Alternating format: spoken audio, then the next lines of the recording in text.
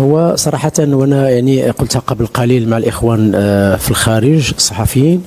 أنا أظن اليوم كانت كلمة السر هو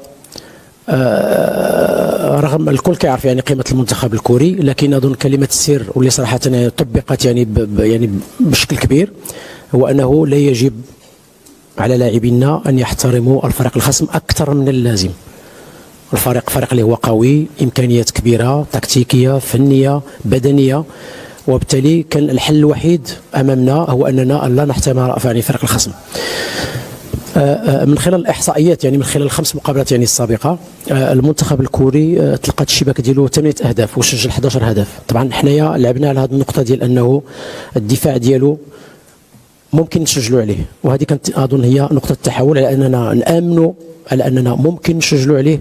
وما نخليوش أنه أو نتراجعوا للخلف ويعني هذا ونتحملوا هذاك الضغط، لأنه هو هجوميا فريق اللي هو جيد. الحمد لله أنه يعني ولو أنه كنت يمكن قلق بعض الشيء باعتبار أنه ضيعنا في الشوط الأول يعني أكثر من 5 فرص للتسجيل في الشوط الأول لكل من ساهم في هذا الإنجاز، وأولهم وهو هذا هو سلاحنا يعني في الملعب هو اللاعبين اللي قاموا بمقابلة يعني بطولية، لا اللاعبين اللي بدأوا المقابلة ولا اللاعبين اللي دخلوا وكملوا الإنجاز. أنا أظن هذا موضوع كبير جدا، أنه كيفاش ممكن تستمر يعني هذا الإنجاز يعني وتبدا يمكن نقولوا واحد المرحلة جديدة من الاستثمار في كرة القدم. الحمد لله أنه اليوم مع هذه المجموعة هذه، ولو أنه أنا تكلمت على قبل يعني بداية البطولة على كثير من الإكراهات اللي هي موجودة داخل الأندية واللاعبين اللي ما كانوش جاهزين 100%، وهذه ما زالت يعني موجودة. احنا عندنا هذه الإكراهات هذه اللي هي موجودة وأنتم عارفينها، أنتم يعني أدرى بها يعني ما يجري في الكرة الأردنية، وبالتالي فتنظن أنه ما دام تحقق هذا الإنجاز إلا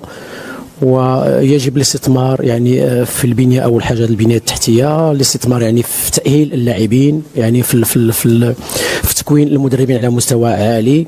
في الاهتمام بالفئات السنية الصغرى. احنا اليوم كنشوفوا المنتوج يمكن اللي خدا يمكن اكثر يعني من سنه او سنوات باش نشوفوا موسى التعمري في الدوري الفرنسي. انا كنتمنى انه بعد 2 3 سنوات يكونوا عندنا يعني 5 من موسى او 6 من نور وكذا من رشدان، هذا نلقاو مثلا 4 5 لاعبين في الدوري الفرنسي، نشوفوا لاعبين في الدوري الانجليزي فرنسي، لانه احنا لما كنشوفوا مثلا المنتخب اللي لعبناه اليوم اللي هو كوريا او اليابان كتشوف القيمه ديال اللاعبين اللي هما موجودين وكينشطوا في الدوريات الاوروبيه، وبالتالي تنظن انه الهدف اللي يكون اليوم ويتسطر يعني يخطط له هو كيفاش غادي نكونوا ونخرجوا لاعبين من الدوري الاردني على اساس انهم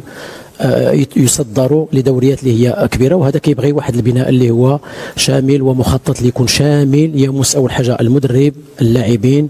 التدبير.